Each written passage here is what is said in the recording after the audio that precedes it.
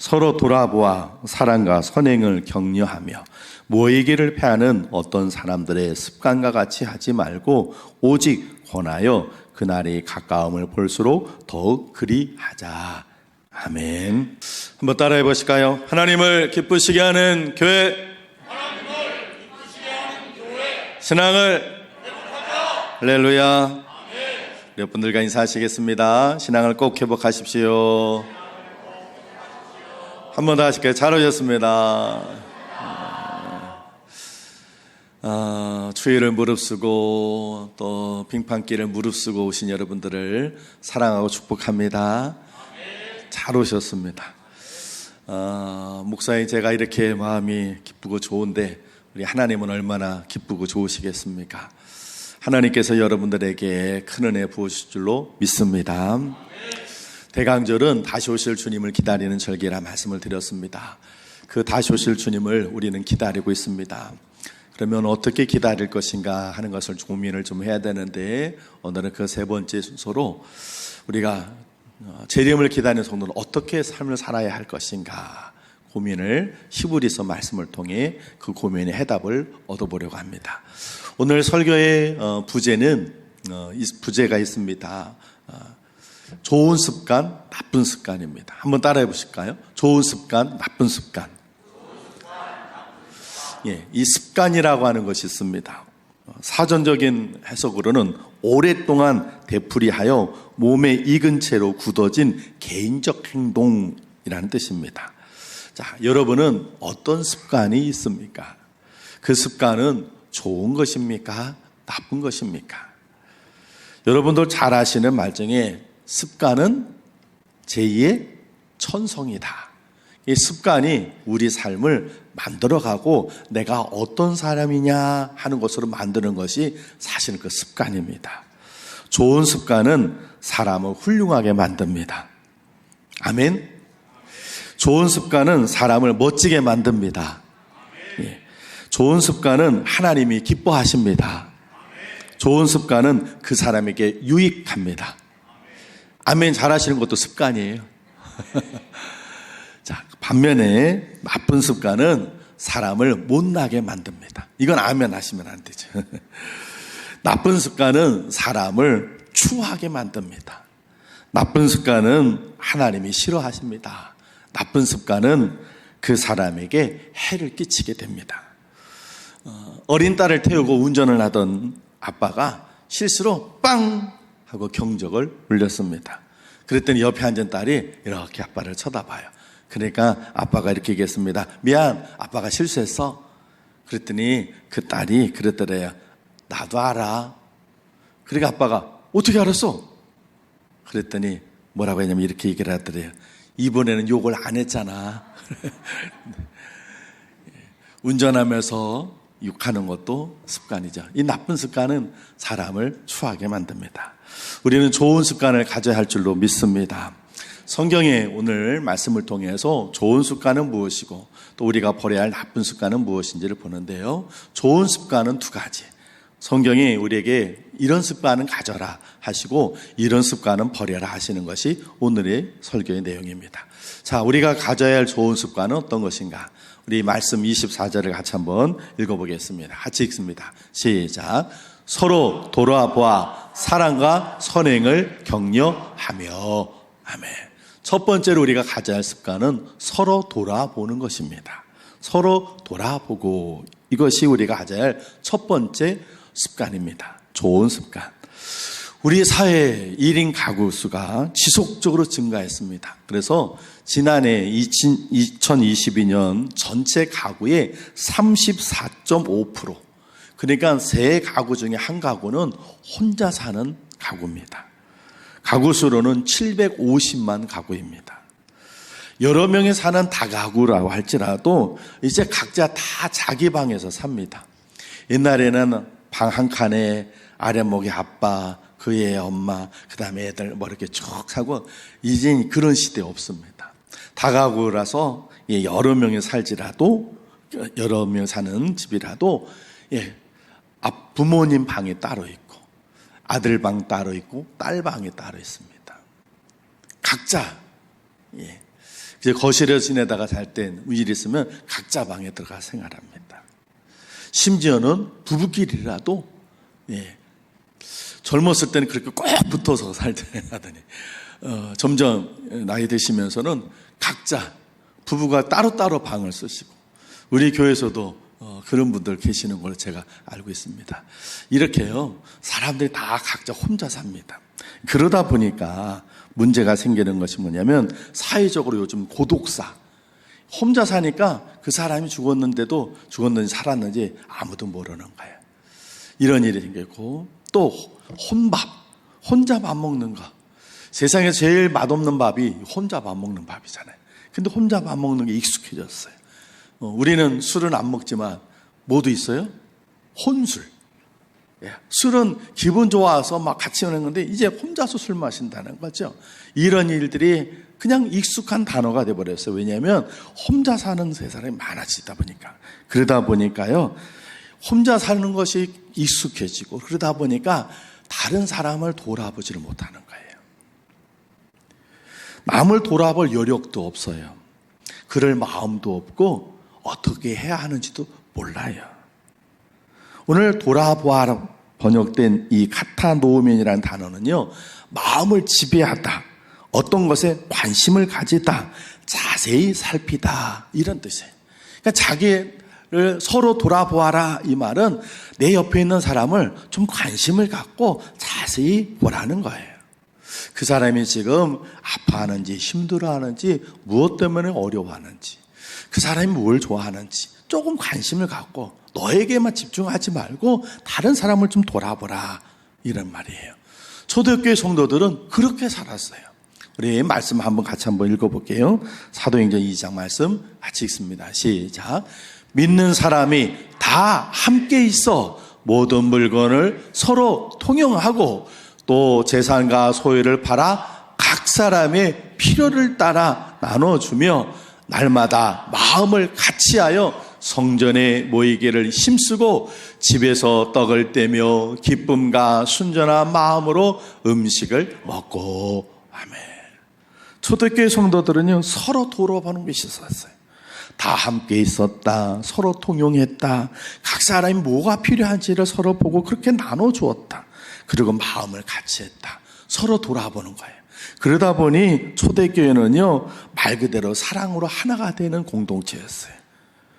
그래서 은혜도 같이 받고 받은 은혜를 나누기도 같이 나누고 시험도 고난도 같이 견디며 이겨내는 거예요. 그러다 보니까 공동체가 아주 건강해. 개인 한 사람 한 사람이 아주 든든했어요. 그런데 요즘은요 완전히 모래 아래예요. 너는 너, 나는 나.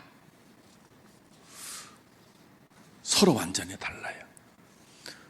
같은 교회에 다니면서도 저 사람이 우리 교회 신자인지 아닌지 서로 모르고 그저 얼굴 정도만 우리 교회 다니지 그분이 뭐 어떻게 하는지 그 전혀 관심도 없고 생각도 없어요. 서로 돌아보아가 아니라 나만 바라보고가 됐어요. 각자 알아서 사는 거예요. 그러면서 말하기를 세상은 어차피 혼자 사는 거야 이렇게 얘기합니다. 근데요 혼자서도 할 수 있지만 혼자보다는 여럿이 함께 할 때 강해지고 힘이 나는 법이에요. 그래서 전도서 4장 12절에 보면 한 사람이면 패하겠거니와 두 사람이면 맞설 수 있나니 세 겹절은 쉽게 끊어지지 아니하느니라 그랬어요. 세상은 갈수록요 이기주의 개인주의, 세상은 갈수록요 혼자 되는 게 더 늘어날 거예요. 1인 가구 숫자 더 늘어날 거예요. 한 집에 살아도 각자 사는 것이 더 심해질 거예요. 그러나 그럴수록 하나님의 백성 우리는 더욱 하나가 되어야 할 줄로 믿습니다. 서로 돌아보는 것이 습관이 돼야 돼요.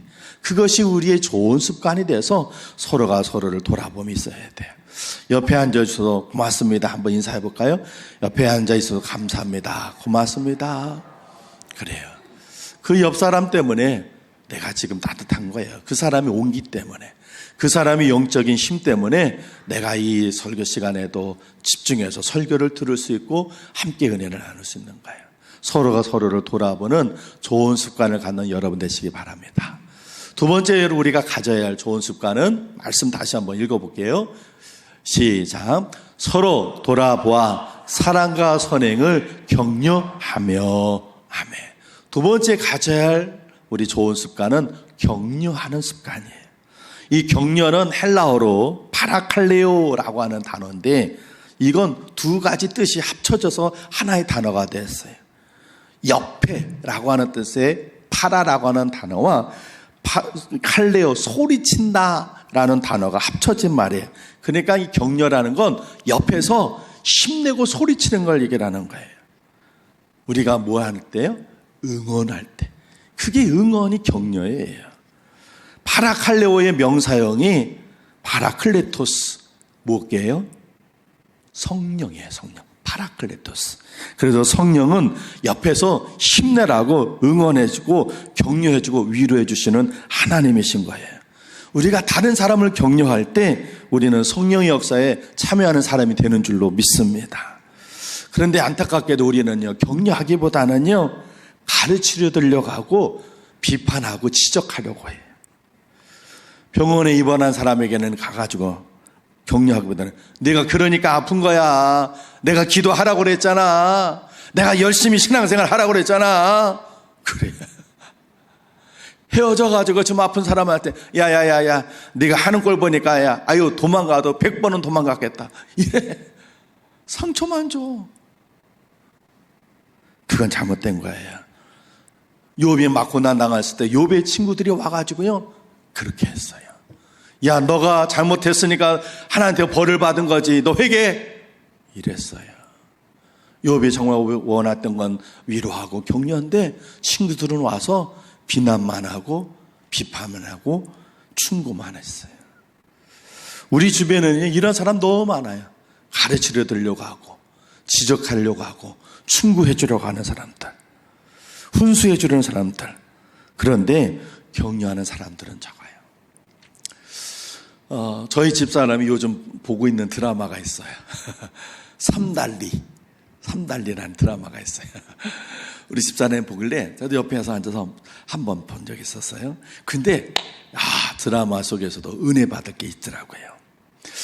이제 이번 한지 얼마 안 되는 드라마인데 그 내용은 어떤 여자 주인공이 갑질을 해서 그래서 갑질했다는 오해를 받아서 이제 고향이 제주도인데 제주도에 가 있는 그 이야기인데 하루는 이렇게 제가 이렇게 잠깐 집사람 옆에서 이렇게 같이 볼 때 어떤 장면이 나오냐면 이 여자 주인공이 핸드폰을 이렇게 봐요. 근데 핸드폰에 카톡이 많은 게 여러 카톡이에요. 그런데 이런 말 하더라고요. 에휴, 괜찮다고 하는 사람은 하나도 없네. 제가 그 드라마를 보면서 그렇다. 저게 요즘의 모습이다. 그 사람 잘못했다고 왜 갑질했느냐고 갑질했는지 안 했는지 그거 알아보지도 않고 욕하고 비난하는 사람인데 그래가지고는 상처받아서 갑질을 했다고 오해를 받아서 그것 때문에 고향에 와 있는데 자기에 대해서 단 한 사람도 괜찮냐고 하는 사람 한 사람도 없다라는 거예요. 이게 요즘의 모습이에요. 누군가 뭐가 조금만 잘못하면 비난하기 쉽고 손가락질하고 욕하고 그렇게 하면 안 되고 이렇게 해야 돼. 그리고 가르치려 들고 훈수해 주는 사람들은 넘쳐나는데 격려해 주는 사람은 너무 적어요. 정말 우리가 원하는 건 그런 충고나 비판이 아니라 괜찮아, 힘들지 하고 진심으로 걱정해 주고 위로해 주는 격려예요. 그러면 또 이렇게 얘기해요. 목사님, 격려해 줄 게 있어야죠. 목사님, 그 사람 보면 그 사람 얼마나 잘못하고 문제 많은지 아세요? 이렇게 얘기할 수 있어요. 여러분, 가까이 봐가지고 문제 없는 사람은 아무도 없어요.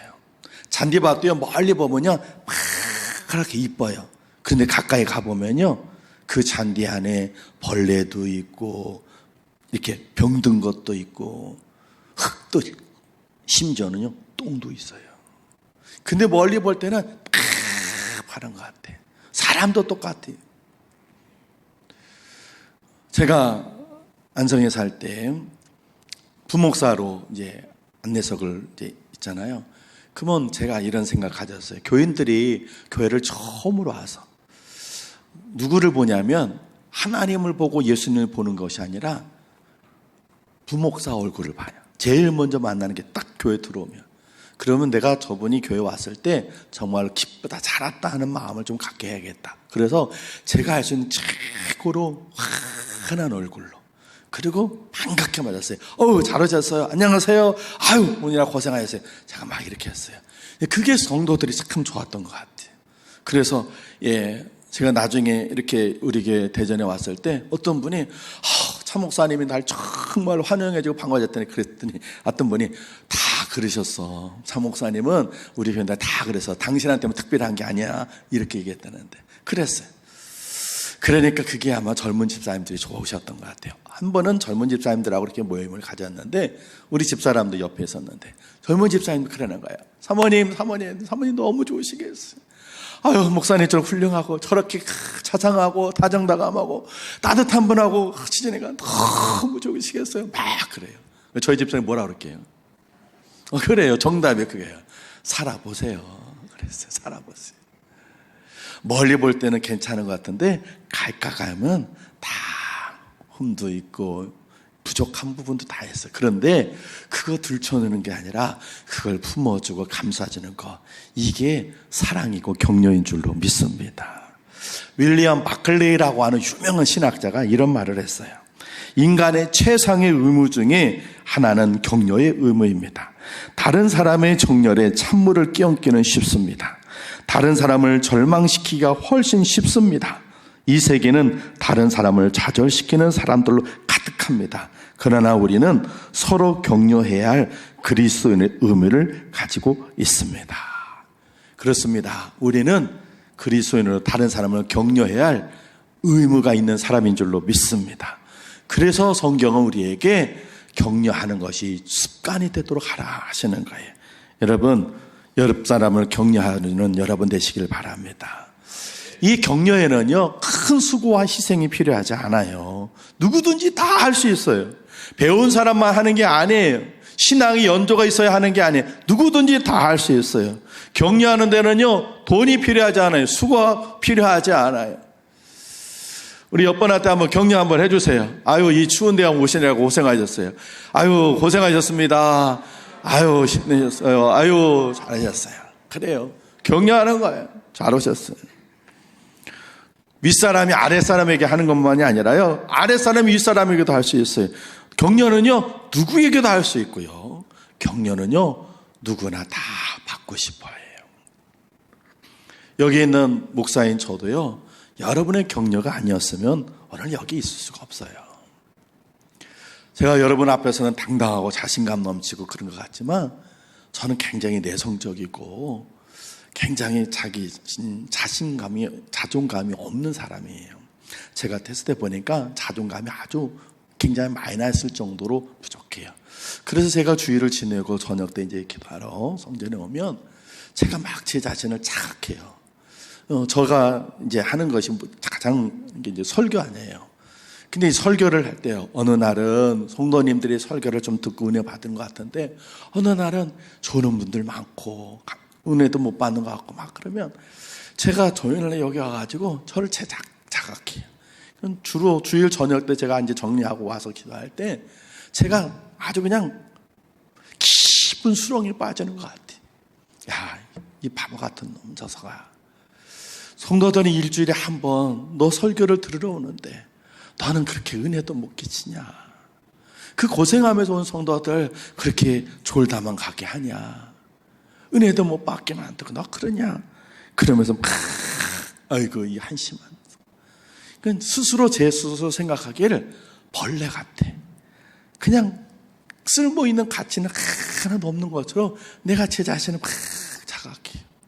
그래서 깊은 수렁에 빠져요. 그런데 매번은 아닌데 어쩌다가 한번 이렇게 주일 지내고 나면 저녁 때 저한테 카톡이나 문자를 보내는 분들이 계세요. 목사님, 오늘 말씀 감사해요. 너무 좋았어요. 저한테 힘이 됐어요. 저한테 꼭 필요했던 말씀이었어요. 그 문자나 그 카톡을 받으면요, 그냥 심폐소생술 당한 것 같아요. 그래, 그래도 한 사람은 은혜 받은 사람이 있었구나. 한 사람은 그래도 들은 사람이 있구나. 한 사람은 좋다고 하는 사람이 있구나. 내가 일주일 동안 막 고민하면서 그냥 했던 것이 헛수고는 아니구나. 내가 그때 막 살아나게 돼요. 여러분, 격려는요, 죽을 사람을 살립니다. 위로와 격려는요, 실패의 사막에서 헤매는 사람에게는요, 오아시스예요. 이 험한 세상을 살아갈 때 얼마나 힘이 듭니까? 여러분들 힘이 드잖아요. 방황하는 사람 많습니다. 기진맥진해서 이제 더 이상 살아갈 힘이 없는 사람들, 실패해서 넘어져 있는 사람들, 상처받은 사람들, 버림받은 사람들, 그런 사람들 많아요. 이런 사람들 우리가 위로해주고 격려해줄 때 그 사람들 다시 회복이 되는데 누가 그 일을 해야 할까요? 누가 해야 하겠습니까? 누가 해요? 바로 우리가 해야 합니다. 할렐루야. 여러분이 하시길 바랍니다. 여러분이 격려해서 저를 이렇게 만들어 주신 것처럼 여러분은 우리 대전 선악교 성도들, 여러분 주변에 있는 분들을 격려해 주는 여러분 되시기를 바랍니다. 2002년도 우리나라 축구대표팀이 엄청난 성적을 거뒀어요. 어떤 성적을 거뒀어요? 4강에 드는 4강 신화. 앞으로 그 일은 있을 수도 없어요. 그럴 일 절대로 없어요. 우승 꿈도 못 꿔요. 안 돼요. 그런데 어떻게 그 4강 신화를 이뤘어요? 히딩크라는 좋은 감독, 그 사람 때문에요? 아니에요. 선수들 잘 뽑아서요? 아니에요. 그 선수는 그 사람도 늘 그랬어요. 심판이 편파 판정해졌어요? 아니에요. 가장 큰 힘은 어떤 힘이냐면요, 우리 선수들이 주최축이기 때문에 자동 진출이 되는데, 진출해서 경기를 할 때마다 그 수만 명의 우리나라 사람들이 그 스탠드에 꽉 차서 빨간 옷을 입고 대한민국 이 응원의 박수를 보냈을 때 그 그라운드에 뛰던 그 선수들은요, 힘을 얻는 거예요. 막 지쳐가지고 헉헉거려가지고 이럴 때 대한민국 그 소리를 들으면요, 힘이 나는 거예요. 왜? 격려가 응원이라고 그랬잖아요. 옆에서 소리 쳐주는 거예요. 힘내라, 조금만 더, 대한민국. 그럴 때 내가 이 나라의 대표 선수지. 저렇게 나를 응원하는 사람들 내가 실망시켜서는 안 되지. 그러니까 막 힘이 생겨가지고 자기들이 갖고 있는 실력과 능력의 2배, 3배를 막 발휘하는 거예요. 막 지나가도 이제 끝났구나. 그럴 때 대한민국 격려해주고 응원해주는 그 소리에 힘을 얻어서 마지막까지 막 포기하지 않고 달려다가 역전하고 드라마를 만들고 4강을 이룬 거예요. 이 격려의 힘이 이렇게 큰 겁니다. 사랑하는 성도 여러분, 격려하는 성도가 되시기 바랍니다. 미국의 한 소년이 살았는데 큰 말썽꾸러기에 동네 사람들이 다 저거 커서 모델라고 그래, 저거 막. 그런데 한 할머니가 그 어린 꼬마를 격려합니다. 얘야, 너는 참 발발하고 너는 말을 잘하는 거 보니까 넌 나중에 말씀을 전하는 설교자가 되면 나는 많은 사람들에게 잘 설교할 수 있을 것 같아. 격려해 줬어요. 그 말을 이 소년이 가슴에 담았어요. 내가 설교자가 된다고? 내가 사람들한테 설교하면 내가 잘할 수 있다고? 그 할머니의 말 한마디에 이 어린 소년의 꿈이 자랐어. 그래서 나중에 이 소년이 커가지고는 신학교를 가고 세계적인 부흥사가 됐어요. 그분이 누구냐면 빌리 그레함. 우리나라에도 2번이 오셨던 세계적인 복음 전도자가 되었어요. 말썽꾸러기 한 명을 한마디의 격려로 세계적인 부흥사가 되게 만들었어요. 격려에는 큰 힘이 있는 줄로 믿습니다. 옛날에요, 스파르타라고 하는 나라가 있어요. 이 스파르타의 전쟁에서 패한 장군은요, 무조건 사형이었어요. 책임을 물어서 300이라고 하는 영화에 만들어졌던 이 스파르타, 이 나라에는 군사들은 강한데 이들이 이끌어가는 장군은요, 전쟁터에 나가면 지면 안 돼. 지면 무조건 다 사형이에요. 그러다 보니까 전쟁터에 나가서 사형 장군이 없는 거예요. 그래서 나중에 그 나라를 이끌어갈 도시국가인데 지도자가 없어서요. 스파르타라는 나라는 역사 속에 사라져버렸어요. 그런데요, 로마라고 하는 제국이 있어요. 그 나라에도 많은 장군들이 있는데 장군들이 세계에서 나가서 막 전쟁하다가 패할 때 있어요. 그런데 로마에서는요, 패한 장군에게 처벌하지 않았어요. 그가 패해서 패한 쓰라림 고통을 안고 있는데 처벌하는 건 이중으로 벌을 주는 것이다. 그래서 전쟁에서 패했던 장군에게도 벌을 주지 않았어요. 그리고 뭘 주냐면 다음번에 그 패한 것을 만회할 수 있는 기회를 마련하는 거예요. 그러니까 이 장군이 나가가지고 다음번에 내가 졌던 거를 곱씹어가지고 내가 그때 그렇게 패했는데 이번엔 그렇게 패하지 말아야지 하다 보니까 오히려 더 한 번의 뱃속에 격려를 받은 장군들이 나가서 승리하는 장군이 되고, 그래서 로마 제국은 역사상 가장 긴 역사를 가는 대제국이 되었어요. 사랑하는 성도 여러분, 하나님 우리에게 격려하라 하십니다. 옆 사람을 격려하는 것, 비판하고요, 비난하는 것도 습관이지만요, 격려하는 것도 습관이 돼야 돼요. 이 좋은 습관이 여러분의 습관이 되기를 주의 이름으로 축원을 드립니다. 자, 그러면 나쁜 습관이 있어요. 이거는 우리가 버려야 할 습관이에요. 어떤 것일까? 우리 말씀 25절을 같이 한번 읽어보겠습니다. 시작. 모이기를 패하는 어떤 사람들의 습관과 같이 하지 말고 오직 권하여 그날이 가까움을 볼수록 더욱 그리하자. 아멘. 나쁜 습관 버리라는 거예요. 어떤 습관? 모이는 거, 안 모이는 습관. 예배 드리는 거 패하는 그 습관, 그거 버리고 열심히 모이라는 거예요. 최근에 예배를 소홀히 하는 교인들이 많아지고 있습니다. 코로나를 겪으면서 예배에 대한 집중도가 떨어졌어요. 옛날엔 예배 그러면 열심히 참석했는데 이제는 예배에 대한 생각이 좀 바뀌었어요. 그리고 예배든 온라인으로 또 젊은 사람들 온라인은 예배가 편하대요. 그래서 목사님들하고 교제할 때 만나면 아주 목사님들이 아주 그냥 속상해. 젊은 집사님도 안 와가지고 왜 안 왔어? 그럼 목사님 저 온라인 예배 드렸어요. 이런데 오늘같이 추운 날, 오늘 길 미끄러운 날 그냥 집에서 편하게 예배 드리는 거예요. 근데 여러분, 저도 온라인 예배를 휴가 갔을 때 우리 교회 수예배를 온라인으로 드리는데 그렇게 온라인 예배는 교회상에 와서 예배 드리는 것보다 은혜가 절반도 안 되더라고요. 그냥 저도 보니까 이건 예배 보는 거구나. 예배는 하나님께 드리는 것이 돼야 되는데 드리는 것이 아니라 그냥 보는 것밖에 안 되더라고요. 그런데 오늘날이요, 이렇게 예배를 빼먹는 그런 일들이 많아져요. 여러분, 우리는 한 시간이라도 더 말씀을 듣고 은혜를 더 받아야 할 줄로 믿습니다. 한 시간이라도 더 찬양하고 더 기도해야 믿음이 유지되고 은혜는 자라게 되는 줄로 믿습니다.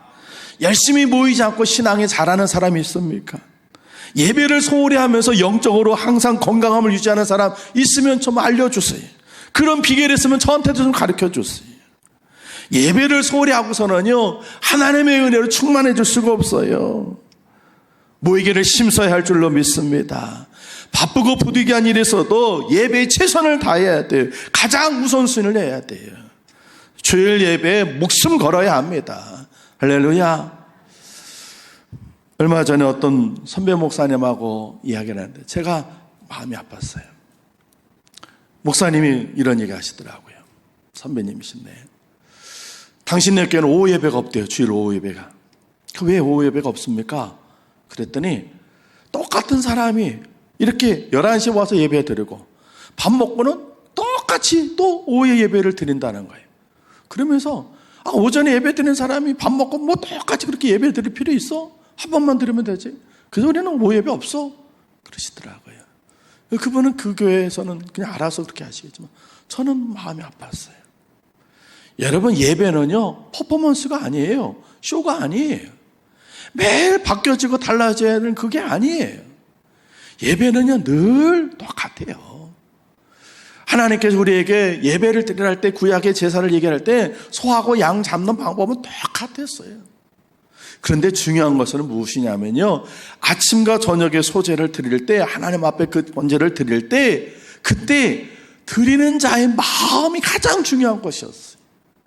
똑같은 제물을 가지고 똑같은 방식으로 드리지만 늘 하나님을 사모하며 하나님 베푸시는 은혜에 감사하는 그 마음으로 드리는 그 마음이 중요했던 거예요. 근데 오늘날은요, 그런 예배에 대한 진정한 마음은 없고 똑같은 예배 드리니까 뭐 오예배. 아니 그러면 지난주도 드렸는데 이번 주도 그냥 쉬지 뭐. 그냥 한 달에 한 번 하지. 아니 1년에 한 번만 모이지 뭐. 뭐 똑같은 예배 드릴 텐데.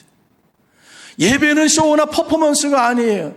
매일 똑같은 찬송, 이따 오후에도 똑같은 찬송 드릴 거예요. 똑같은 성경 볼 거예요. 똑같은 예배 틀을 갖고 예배 드릴 거예요. 그러나 정말 중요한 것은 그 속에서 내가 얼마나 하나님 앞에 내가 산 제물이 되어서 하나님을 사모하는 마음으로, 감사하는 마음으로 내 몸과 마음을 드리느냐, 이것이 중요한 것이에요. 그런데 이것은 사라지고 점점 시간만 남아있어요. 예배 시간만. 그러다 보니까 똑같은 건데 뭐 한 번은 빼면 되지 뭐. 에이 뭐 그 잘못된 거예요. 여러분, 이제는 예배를 없애는 것이 습관이 된다고 성경은 오래전에 예언을 하셔서 정말 이제 그렇게 됐어요. 그러나 초대교회 성도들은요 날마다 모였어요. 날마다 모여서 함께 예배하고 함께 기도하고 함께 찬송해서, 그래서 건강한 공동체가 되고 박해가 와도 이기겨내고 극복하는 거예요. 그런데 오늘날 모이기를 너무 패하니까 그저 주일날 일주일에 한 번 와서 예배 드리는 거, 그것도 1년에 52주 53주 제대로 못 지킬 때가 많아. 수요예배 때 빼먹었어요. 구역 예배 빼먹기를 끝나고. 이러면 안 되는 거예요. 영국의 어느 신문사에서 한 독자가 편지를 보냈어요. 일요일마다 교회 가는 것에 대해서 아무런 의미가 없다고, 그런 의미로 편지를 보내는, 이렇게 얘기를 했어요. 나는 지난 30년 동안 거의 빼놓지 않고 꾸준히 예배에 참석했습니다. 그리고 그 기간에 최소한 3,000번의 설교를 들었습니다. 그러나 놀랍게도 그중 어떤 것도 기억할 수가 없었습니다. 목사의 시간이 다른 일에 사용된다면 더 유익하지 않을까 하는 생각이 듭니다. 이 편지가 신문에 나자 사람들이 그렇구나, 교회 갈 의미가 없네, 교회 가봐야 뭐 그래, 목사 설교 기억도 안 나는데 이랬어요. 그런데 어떤 독자가요 그걸 반박하는 기사를 썼어요. 이렇게 썼어요. 나는 결혼한 지 30년이 지났습니다. 그동안 32,850번의 식사를 했습니다. 대부분 아내가 요리를 해준 것입니다. 문득 나는 어떤 식사의 메뉴도 기억해낼 수 없다는 것을 알게 되었습니다. 그렇지만 나는 그 모든 음식물로부터 영양분을 공급받았습니다. 그 음식들이 없었다면 나는 아마도 오래전에 굶어 죽었으리라는 생각이 분명히 듭니다. 그래 여러분, 우리가 매번 드리는 예배가 늘 우리에게 가슴을 뜨겁게 하고 새롭고 막 전율이 날 수 없어요. 그러나 우리가 매번 드리는 그 예배는 우리를 살리는 생명의 양식인 줄로 믿습니다.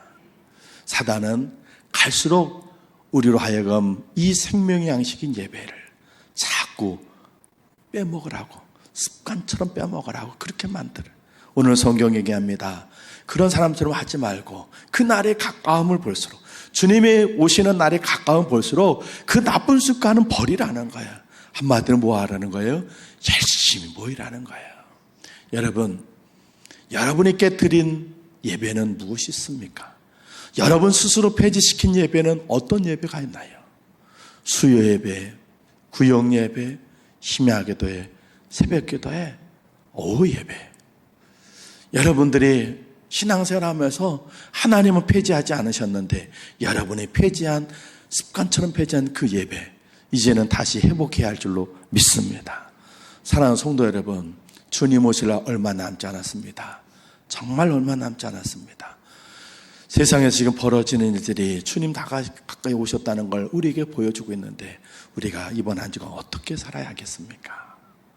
좋은 습관은 더 가져야 되고 나쁜 습관은 버려야 합니다. 좋은 습관은 어떤 습관입니까? 나에게 집중하지 말고 다른 사람 서로 좀 돌아보세요.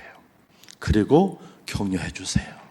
그리고 여러분 삶 가운데 있는 예배 폐지하지 마시고 여러분이 폐지했던 그 예배 다시 회복시키셔서 열심으로 하나님 앞 예배하는 예배의 승리자, 성공자 되시기를 주님의 이름으로 축원을 드립니다. 이 시간 같이 한번 기도하겠습니다. 좋은 습관을 가져야 우리가 성공하고 훌륭한 사람이 되는데 우리는 좋은 습관보다는 나쁜 습관이 쉽습니다. 여러분은 어떤 습관을 갖고 계신가요? 오늘 성경은 얘기합니다. 서로 돌아보아라. 그리고 격려해줘라. 그리고 예배를 빼먹는 그런 나쁜 습관은 버려라 하십니다. 오늘 주님께서 주시는 은혜들을 갖고 회개할 것 회개하고 결단한 것 결단하는 한 3분 정도 함께 기도하는 시간 같습니다. 기도하겠습니다. 하나님 아버지, 주님 오실 날 점점 다가오는 마지막 때에 주님 오실 날 다가옴을 보면서 우리가 여전히 좋은 습관을 갖지 못하고 나쁜 습관을 가져서 자꾸 모의계를 피하려고 했습니다. 주님, 저희들을 용서해 주십시오. 하나님은 우리를 보기를 원하시는데 우리가 하나님을 거절했습니다. 서로 돌아봐야 되는데 우리는 나에게만 집중했습니다. 격려하기보다는 비난하고 책망하고 비판만 했습니다. 주님을 재림을 기다리는 성도로서 합당한 삶을 사는 저희들 되게 하셔서 좋은 습관 갖게 하시고 나쁜 습관 버리는 되게 하옵소서.